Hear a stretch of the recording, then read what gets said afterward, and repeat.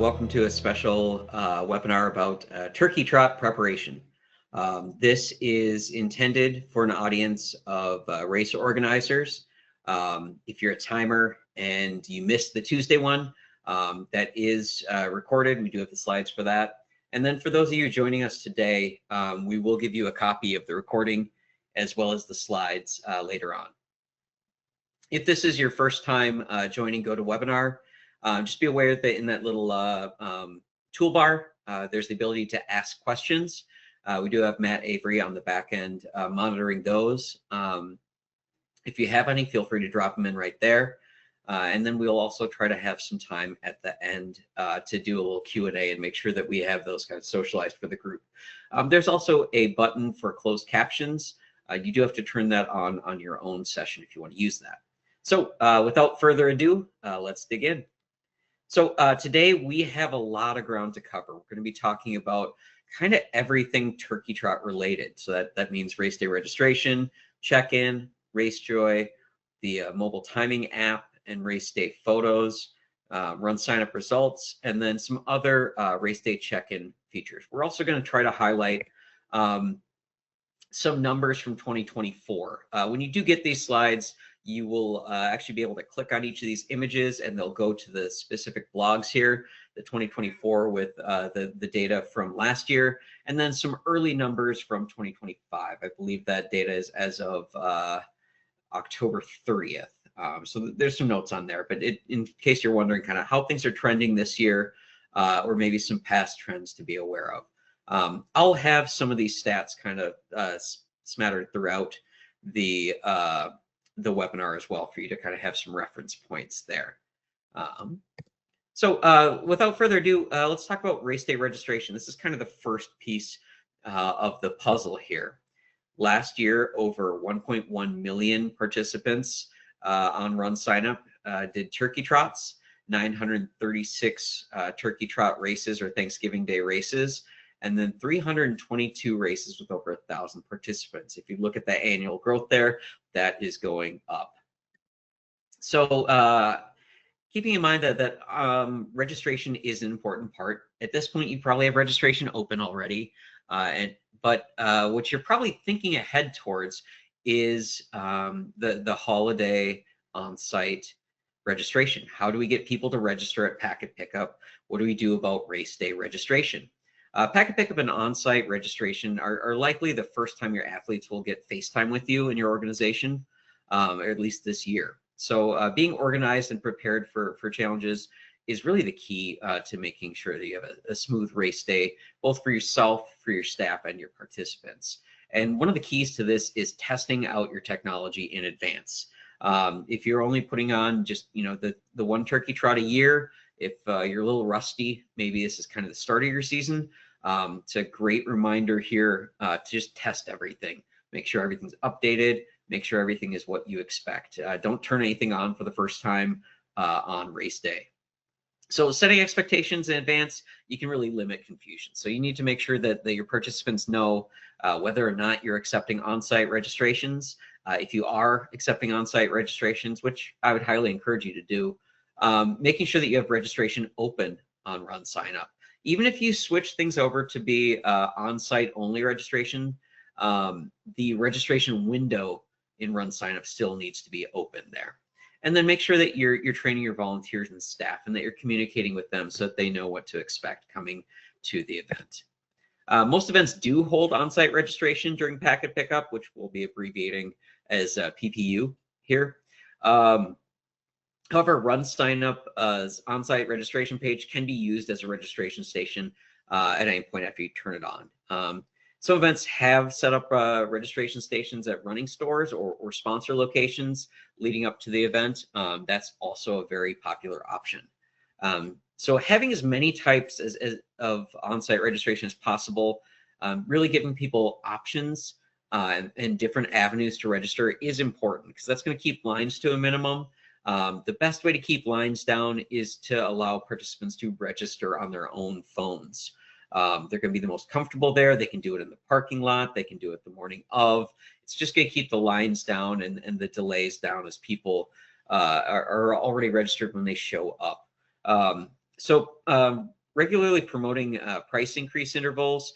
This is kind of one of the best ways to get people to register early rather than just on site there. You know, it is kind of important with these types of races to make sure that you're trying to get as many people registered ahead of time as possible, because there's a lot to dial in with swag and with bibs and with tags and medals and so forth. So to set up on-site registration in RunSignup, you know, using the QR codes and putting those around your packet pickup, that's again like letting people use their own phones. QR codes are a really good way to do that. It can be kind of a pain to generate QR codes, so we do that for you. If you go on your RunSignup dashboard to promotions and then links, and then you scroll down a little bit, you will have the QR code for a sign-up link there.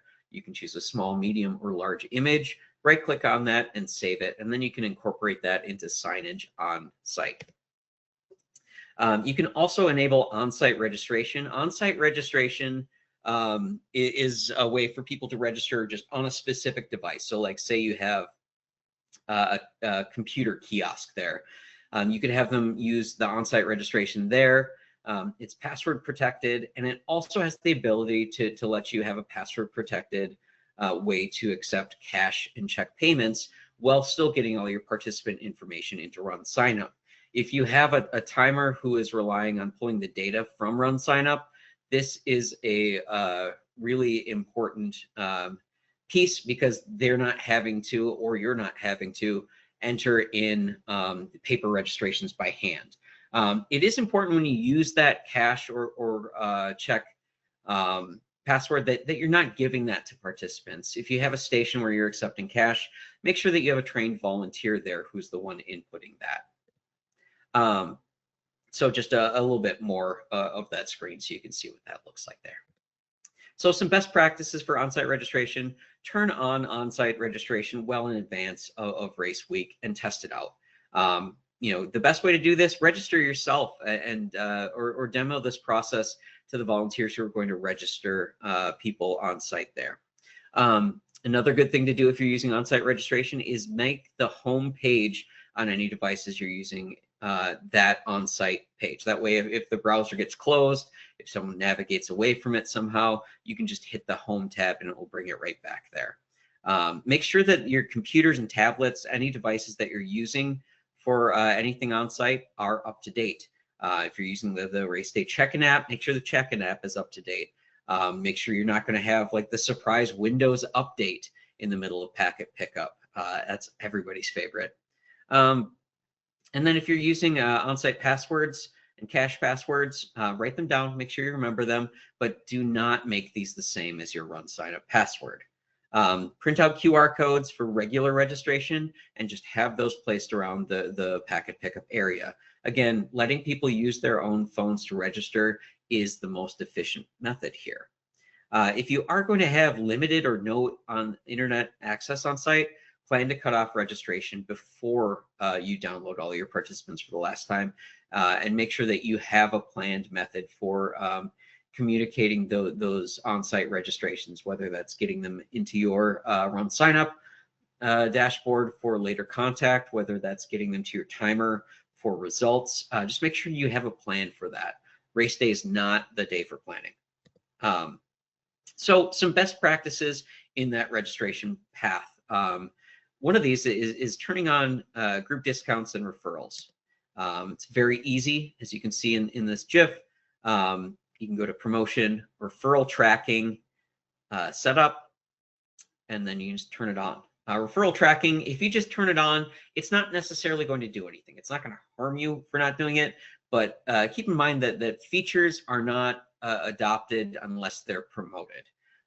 So do keep that in mind there. You also have the option to offer referral refunds.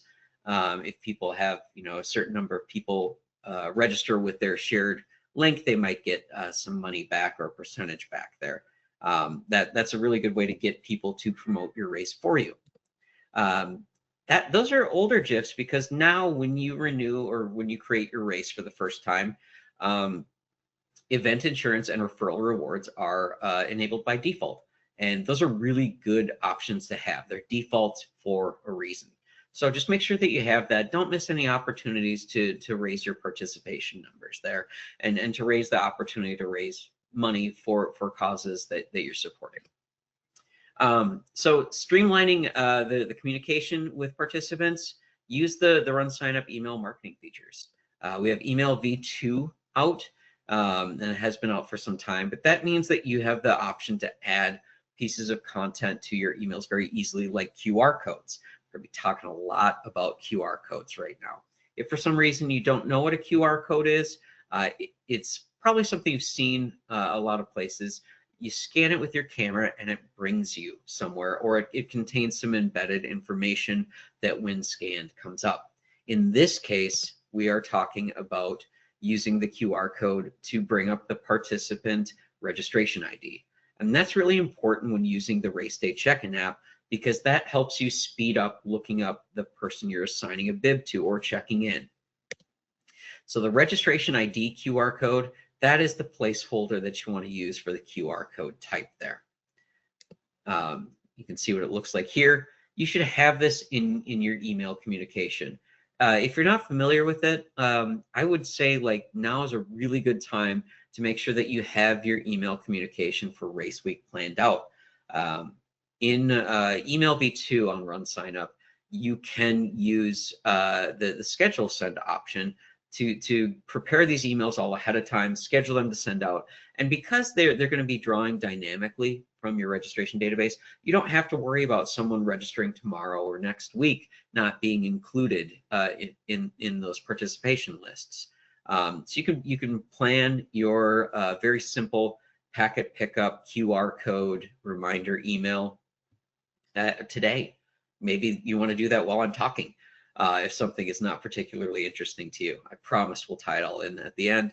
But again, feel free to start working on that, and just make sure that you have that ready, because that QR code, if you're doing the check-in app, is going to save a ton of time. That's really important on race morning for turkey trots. If you're saying, well, I don't want to write a whole email while he's talking, like I kind of want to pay attention to him, thank you. But also use the pre-built emails. So if you go to create an email in email v2, you'll notice that there's these different tabs there. And the second tab is pre-built emails with a little drop down. You can go to pre-race from there. We have a bunch of different setup, kind of basic templates that you can use that are really good to go right out of the box. And you can see we have an athlete race week guide. We have a bibs pre-assigned, and we have bibs dynamically assigned. We have a lot of options in there. Use one as a starting point, or just use it as is. So if you're already assigning bibs, great, use that option. If you're doing dynamic bib assignment, use that. If you're doing something that's a combination of the two, I would probably lean on using the bibs dynamically assigned option and just editing the text there. But those are going to include the QR code for the participant's registration ID. That means that when they come up to you, they'll have that email at the top of their inbox. They're not having to dig through it. They can hold that up and you can scan it with the check-in app. It'll bring you right to them. If you have 23 John Smiths, it will bring you to the right one, and that saves a lot of time. So some email marketing best practices, just reminders here. Make sure that you are on the list to receive the emails as well. It's another reason to have yourself registered for the race. It's a great way to test your emails and make sure that you see what your participants are seeing, so there's no surprise to you if someone has a question. Set your emails up well in advance. Again, dynamic content populates regardless of when someone registers. Use the RunSignup pre-built templates as a good starting point. Have the QR code for registration ID at the top of packet pickup and race day emails. And then consider an email to participants who are not checked in yet after an early packet pickup. That way you can remind the people who are marked as not checked in that hey, you might want to have some extra time there to get to the race morning. If you have a big turkey trot, as you saw, there's a lot of big turkey trots. If you have a big one, people are going to need to park, and they're going to need to bundle up, and then they're going to need to walk to packet pickup. So make sure that they know these things. A lot of people only participate in races once a year, and this is the day they do it. So making sure that they have a good experience is going to get them to come back, but it's also going to make sure that everybody has a good experience.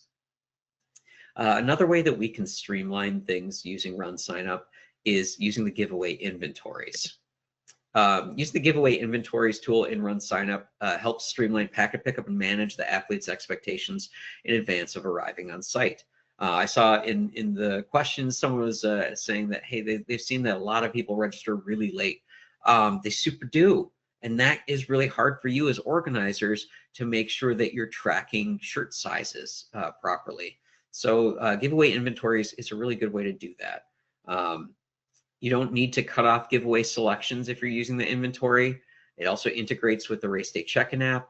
One thing you do want to do is set up a no shirt option. So to do this, you're going to go to Race, Giveaways and Add-ons, and then Giveaway Inventory. You'll want to add a no shirt option for all events. And this way, if say I'm trying to register and I would like a medium, but they're out of mediums, instead of taking a large and then affecting that inventory count, or a small and affecting that inventory count, and then saying, I don't actually want it, or taking it and tossing it, I can select no shirt. Or if you sell out of all of your inventory options, people don't have this kind of gridlock where they can't register anymore. So make sure you have that no shirt option there.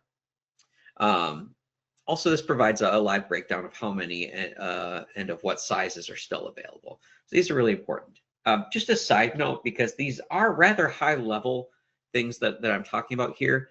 If you have, and I'll reiterate this later, if you have questions about some of these specific areas or want to dive deeper, we have a lot of resources.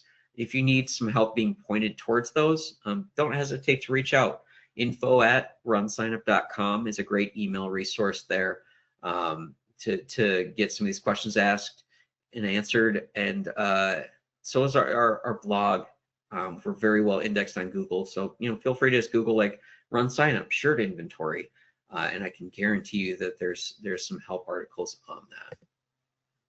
So we've kind of talked about the registration and preparing some of that process and a little early communication there. Let's talk about actually checking in participants. So in 2024, 54% of Turkey Trots used the RaceDay check-in app. 66% of Turkey Trot participants were checked in with the app. You can see that percent checked in was higher than 23, and the percent of races using it is a little lower. That still accounts for 700,000 participants being checked in the RaceDay check-in app in a single morning. That's a ton of people. And the other thing that I want you to take away from that number is that that's a ton of people across races of a lot of different sizes. Some of these races are using pre-assigned bibs. Some of these races are doing fully dynamic bib assignments. Some are massive. Some are smaller community events. So why should they all be using the RaceDay check-in app? It expedites the check-in process for participants and volunteers. It dynamically synchronizes with other data points, so registration, bibs, scoring softwares. It easily processes check-ins and participant changes. You can switch someone from the 5K to the 1K very easily within the app. It also provides insights to you as race organizers. Do I have enough volunteers at check-in? Do I have too many volunteers checking people in? And also keep in mind, it's a free tool. So this is kind of one of the most popular features on RunSignup, and certainly one of the most popular features on Thanksgiving Day. One thing that's really important if you're going to use the RaceDay check-in app, though, is you must enable it in RunSignup. There's very little that you need to do in RunSignup to get the check-in app rolling, but you need to do it or it just won't be there in the app. Your race won't be there in the app. The first thing is you need to have a shared password. That shared password should not be your RunSignup password, but you do want to make that password hint the same as your shared password. That sounds a little silly, but keep in mind that only people who are actually logged in a way that they can see the director dashboards would have access to that password. So make sure that that's set up there. It's really helpful for us on the support side to have that password hint be the same as your shared password, because that means that we can go in and test things without the delay of asking you for that information. The other thing that's really important here is having that check-in window, enable check-in at, disable check-in at, open. If you're wondering when to enable check-in, anytime before today. No one's going to be able to get in there unless you have that password and everything like that. And if you're going to test it, that enable window needs to have been before the time that you're testing it. Disable check-in, I would recommend doing that maybe 30 minutes after the last start of your last event on race day. You don't want someone showing up really late and not being able to get them their bib or not being able to get them that information, and then having to text your timer and it just getting lost in the shuffle. So make sure that you have those windows set properly. Another note here, if you are renewing your race from last year's Turkey Trot, the enable and disable windows don't change. So those will be a year off, or in the case here, 3 years off in the example. And you will want to make sure that that year is correct as well. Some key settings in the check-in app. Check-in app is its whole other conversation by itself. There is a great video on YouTube that's just 6 minutes long, and that's setting up the check-in app and how to use it as a volunteer. It's that easy to train someone. But as far as like if you want to get complex setting it up, I would recommend watching one of the check-in basics webinars. Some key settings that you should set up if you're going to use anything but the default preset. First thing is you want to require bibs, especially if you're doing a timed event. You should auto show camera on bib assignment if you have QR codes on your bibs. You should make sure the giveaway is visible because you want to confirm what size shirt folks should get. You can allow uncheck-ins in case someone does something wrong. You'd like to prevent duplicate bibs and use bib validation. There's some additional settings like waivers and event transfers. Those are probably going to be a little bit more event specific. So again, if you're wondering or not sure, reach out. We have support 7 days a week. So checking in multiple people, this is also a function that you should look into using on Thanksgiving. It's a relatively new feature in check-in that allows you to check in multiple people at the same time. So in your preset, you can select related registrations, and you can select same transaction and same team if applicable. One thing to really keep in mind if you are doing dynamic registration or if you don't have pre-labeled bibs, I don't recommend pre-labeling bibs. It's expensive, it's time consuming, it can be a little bit wasteful. But if you don't have someone's name on their bib somewhere, make sure that when your volunteers check them in or assign their bib, they're writing at least the first name on the back of the bib. You don't want to hand out 10 bibs for a family and their friends and then have them all show up with the wrong person's bib. That's going to mean that all your results are wrong and you're going to get at least 5 or 6 emails out of that. So make sure that you are still making sure people know which is theirs. Some best practices for the RaceDay check-in app. Again, have QR codes for registration IDs at the top of packet pickup emails. Send them out the night before or early the morning of packet pickup. Have QR codes printed on your bibs to speed up assignment if you're using dynamic bib assignment. If you haven't ordered bibs yet, you should do that. If you are unsure about using QR codes, use them. No harm, no foul on that. Any bib printer will understand what you're talking about when you say, hey, I'd like to make sure that I have a QR code that matches the bib number on this. Create at least one preset and configuration that works to suit your specific workflow in the check-in app and test everything out yourself. Make sure that workflow is really clear to you and that's really easy to follow for both the volunteers manning those stations and the participants picking their bibs and swag up. Make sure all devices that you're using have the latest version of the check-in app on it and that volunteers have the app downloaded if they're using their own devices. You can also use the share option in the check-in app to get volunteers into the correct race there. They still have to input the password. Do keep that in mind. And again, set your password and check-in window. If you're not familiar with it, now is a really good time to look into RaceJoy as well. This is a great addition for turkey trots. In 2024, we had over 7,000 GPS tracked phones using RaceJoy for over 51,000 progress timing alerts and almost 20,000 cheers delivered.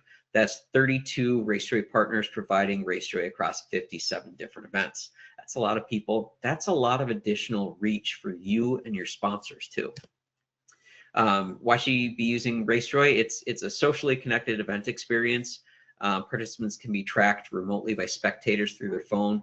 Folks at home getting ready for Thanksgiving celebrations, people who don't want to go out in the cold, people who've made better decisions than all of us who like to run. So you can have them all still be a part of this experience. You can also create custom Thanksgiving themed audio experiences in RaceDay too. One note here, though, if you are thinking about offering RaceDay, RaceDay is only offered through certified timers. You can find a timer using that timer search and see if your timer is certified. If they're not, have them reach out to info@raceday.com to get the free certification course.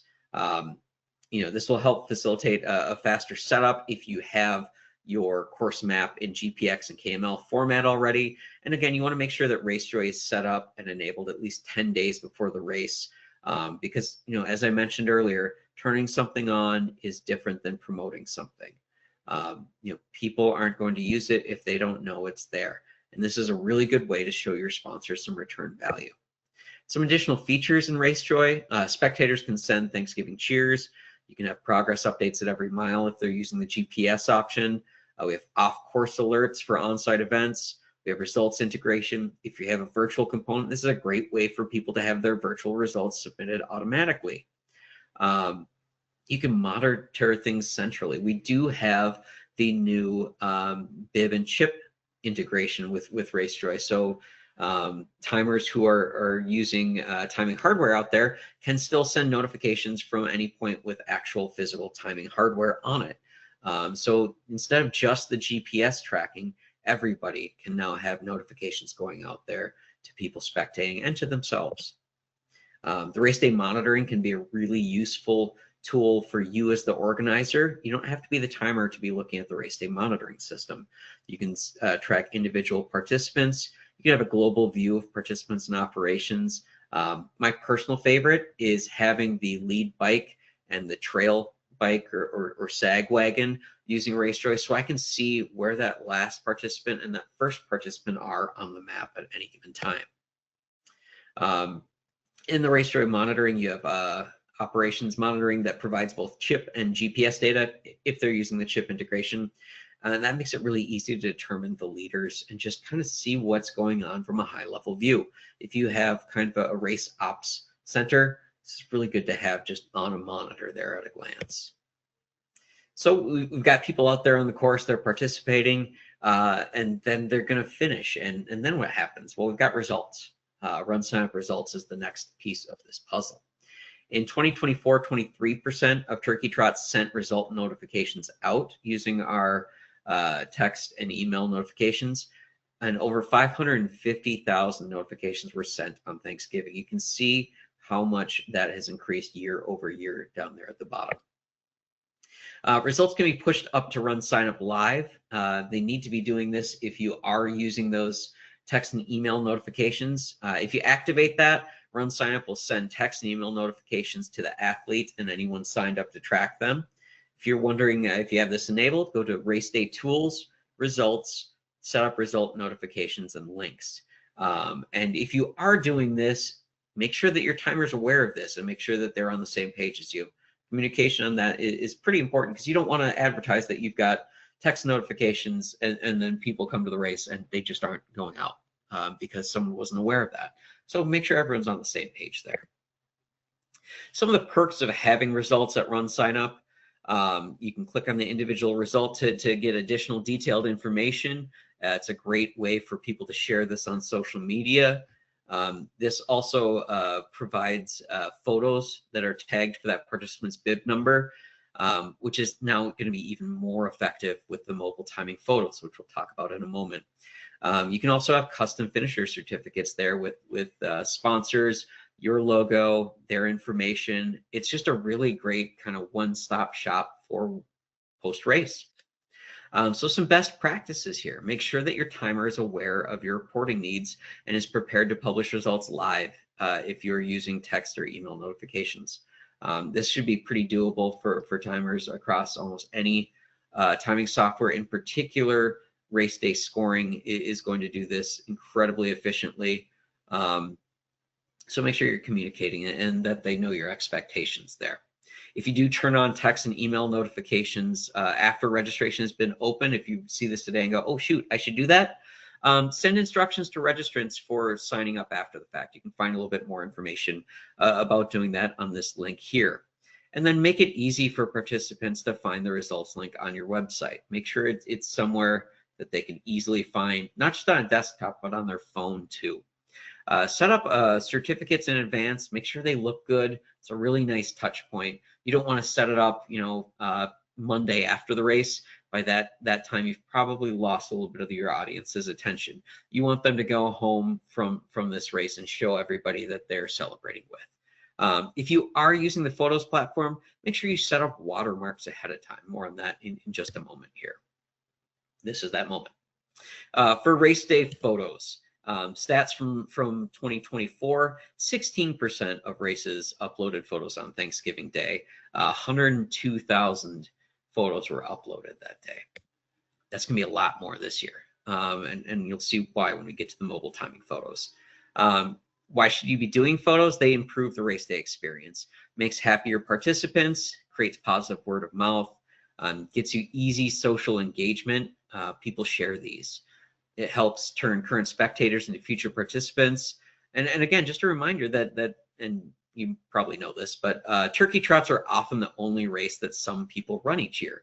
And you can change that and reach a new audience if you have races throughout the rest of the year. Photos are shareable assets that bring participants back to your website after the event is concluded. They also provide an instant reminder of the fun that they had that day. It could be really, really cold, but when they see that photo, they'll go, oh yeah, that was fun. And you can also, have these as ideal images in future marketing and advertising for your event. Keep in mind that photos connect people and more so across social media. This is how people share their experience. It's also something that people can share for virtual events as well.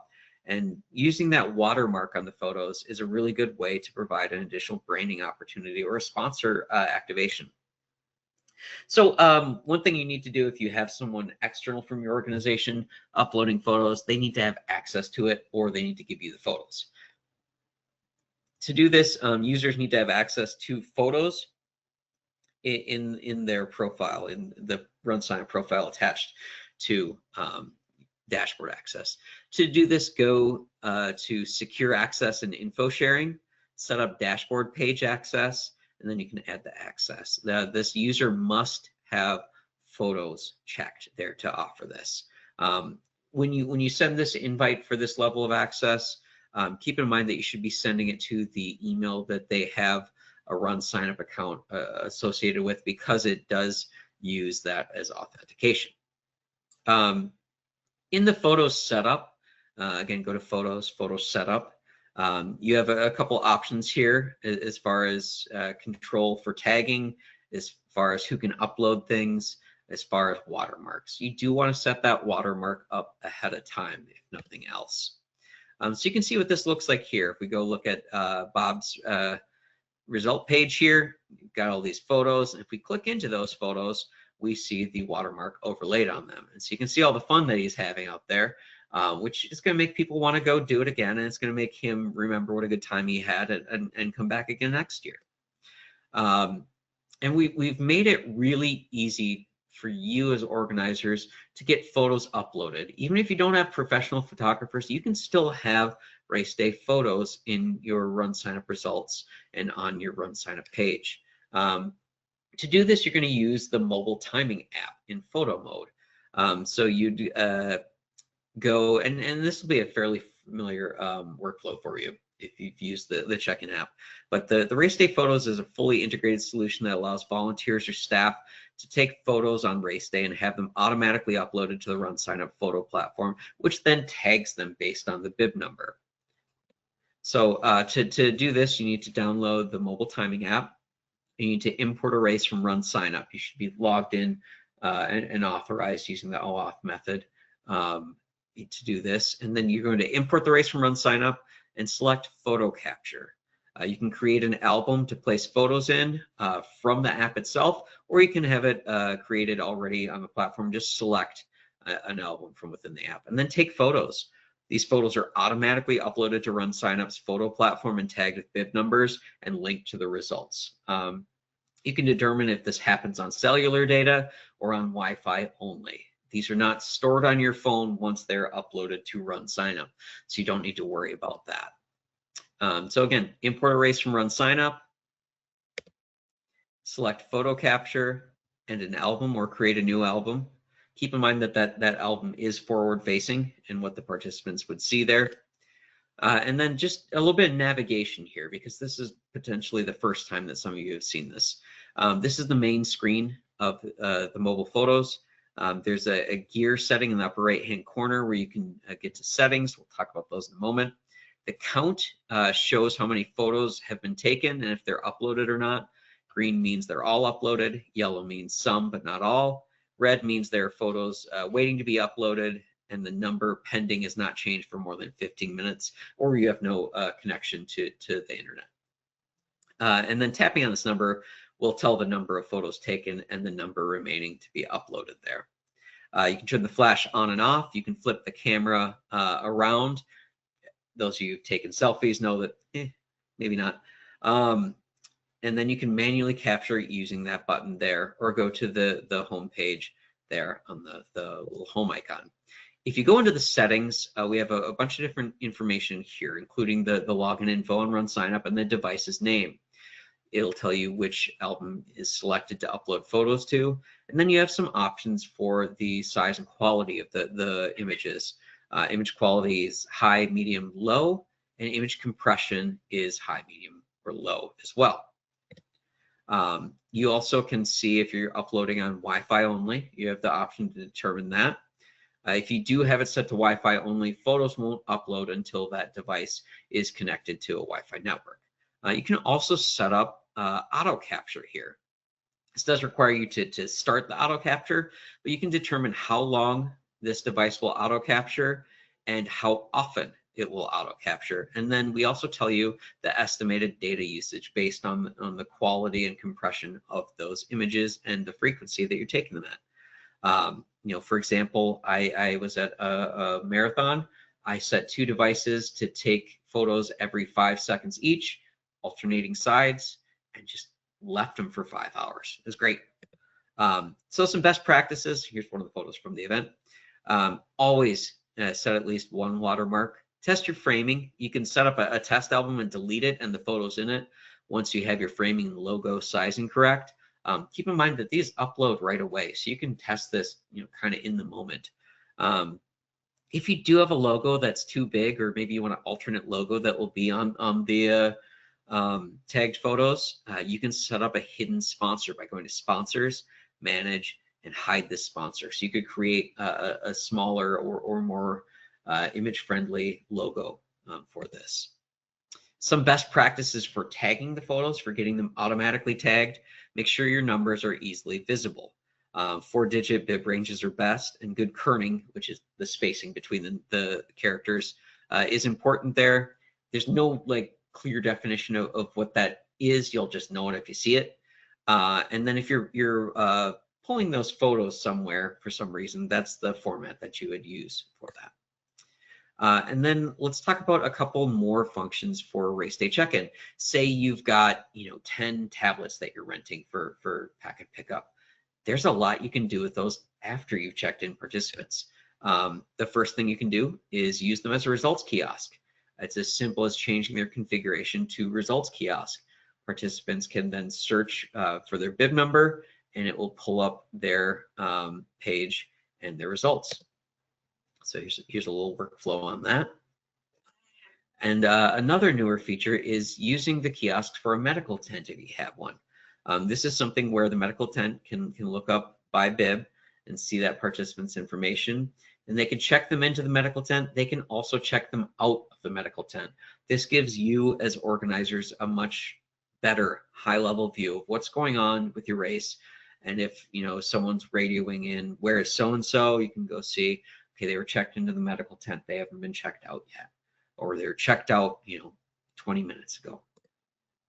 You can also extend your results using the RunSignup results API to displays, receipt printers, and more. There's a blog out recently there that you can look at if you have some interest in that. So quick review here about the turkey trots and the RaceDay suite and the RunSignup setup. We just went through RaceDay registration, RaceDay check-in, using the app for dynamic bib assignment and faster group check-in. Talked about RaceJoy. We talked about RunSignup results, RaceDay photos, and the mobile timing app for photos, and then some other features of the RaceDay check-in app. That was a whole lot. Are there any questions there that we can socialize to the group? No, you covered that one. That was really good about, again, really wanting to know what trends are for races. Again, we have, as Avery shared, a race trends that you can go out and Google, RunSignup race trends, and kind of look at aggregate data. But again, for your specific turkey trot and, how much things are going to grow in a given last week and all that, that's going to be very specific to, your demographics and kind of what's going on there. But definitely, as Avery said in his response there, an aggregation says that a fourth of your registrations are going to happen, well ahead of the event. So, definitely a lot's happening in that last period. Did you want to, you've done a lot of races. So what have you normally seen with turkey trots? Like doubling or what do you... It really depends on the audience, on the area. It is often kind of specific to the turkey trot, but more than any other type of race that I timed, this had the most on-site registrations. Now, statistically, across the country, it's actually pretty average for how many people are signing up in the last stretch. So again, that might be a kind of regional anomaly for me. And it might be different from race to race, but this is, I think the biggest takeaway, if nothing else, is that this is the day that the most people participate that don't participate in any other races or events throughout the year. So keep in mind that your audience is going to be different. They might not know start line etiquette. They might not be as informed about how early you should get to a race. They might never have been to a packet pickup before. So part of turning these participants into repeat participants and into participants who are coming to your events throughout the year is making sure they have a good experience and making sure that they're informed or over-informed. I do see a question there in the chat from Jim. How can I convince my race to go dynamic bib assignment? I think some of it is just showing them this data. How many people are doing that? How many people are using the check-in app? I think trust is the biggest thing that's scary. Making that jump to dynamic is the scariest thing for race directors. So showing them, hey, this 100-person race has done it. This 10,000-person race has done it. I can tell you anecdotally from my experience, I got way better data doing dynamic bib assignment than I did doing pre-assigned bibs.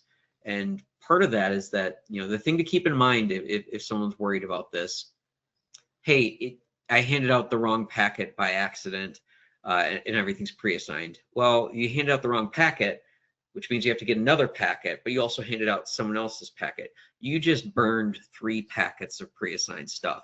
Those labels are maybe 5 cents each. That's 15 cents on labels.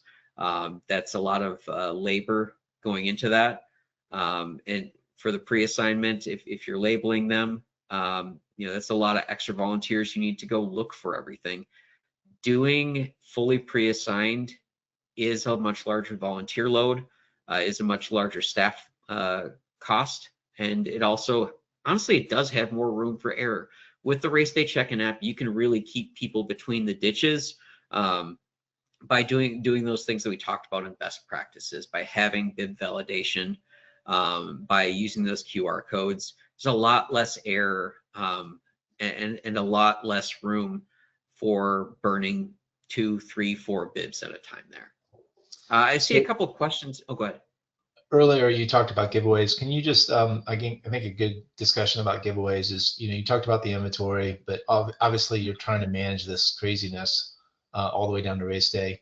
Just talk a little bit about, your best practices in terms of letting people change their giveaways, and then how you deal with the giveaways, inventories, and then how you deal with it as you get to the actual event. Yeah.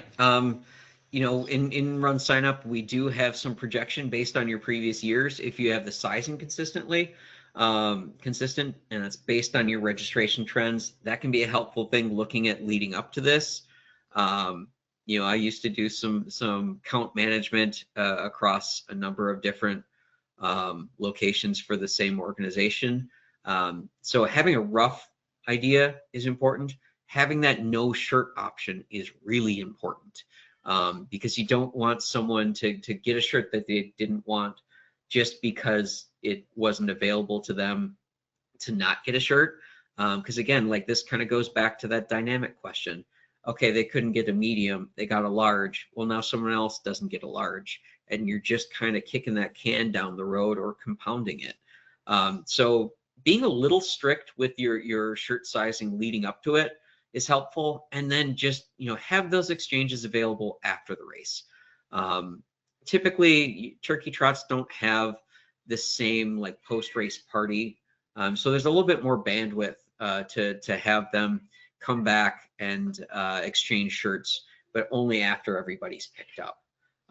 So my general rule of thumb is you make a rule so that you can make an exception. But the rule should be rather firm at first, and then the exceptions start rolling in after the race.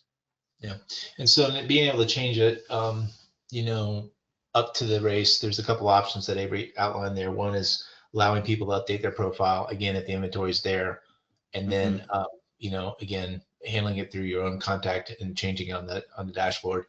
But again, if you have that inventory in place, then if you can make that change or not, and you're really not going to get to the morning and then have a lot of angry people, which is what you want to avoid.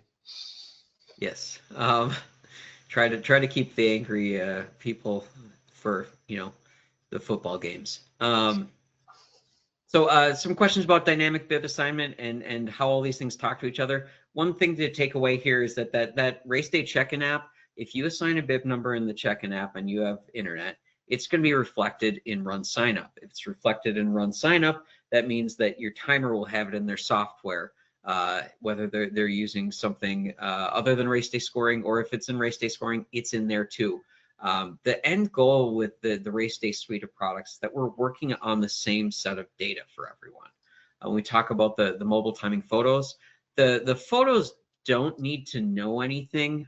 Once they're uploaded, that's when the tagging happens, but they are still all operating on the same database there, because you're tying them all to the same RunSignup registration race. As far as how dynamic bib assignment works, if you're not familiar with that term, dynamic bib assignment means that the top bib on the pile is the bib that the next person up gets. Now, it's a very like broad definition of it. Some people say like, hey, this range is only for the 5K, this range is only for the 10K, but essentially dynamic bib assignment means that it's not pre-assigned, that it's assigned at the time the participant checked in. One of the things that does really effectively is, instead of having a line for like A through D, E through G, and so on and so forth for these alphabets, and maybe one line has like one person, but the next line has 10 people.